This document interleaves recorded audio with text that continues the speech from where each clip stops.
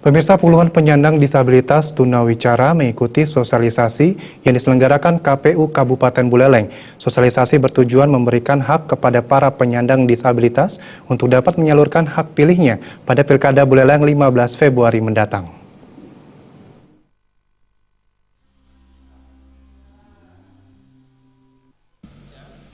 32 orang penyandang disabilitas di Desa Bengkala, Kecamatan Kubu Tambahan mengikuti sosialisasi Pilkada Buleleng yang diselenggarakan KPU Kabupaten Buleleng.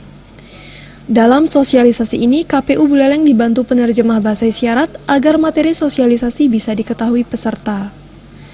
Komisioner KPU Divisi Sosialisasi Gede Sutrawan mengatakan, sosialisasi secara khusus menyasar penyandang disabilitas ini untuk mensosialisasikan tata cara pencoblosan, mengenalkan pasangan calon bupati dan calon wakil bupati yang berlaga dalam Pilkada Buleleng 15 Februari mendatang. Hal tersebut juga bertujuan menghindari praktik money politik yang dapat menyasar disabilitas untuk bisu dan tuli di Desa Bengkala.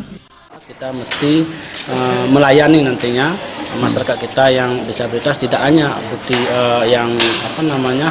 yang bisu, juga nanti kita mensosialisasikan terhadap saudara-saudara kita yang tunanetra.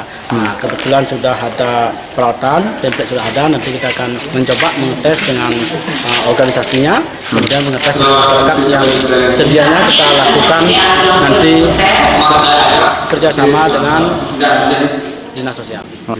Memang karena masyarakat kita di sini mengelompok ya, jadi partisipasi mereka dari pileg sampai pilpres tetap berjalan bagus dan hampir mereka semua bisa menggunakan hak pilihnya.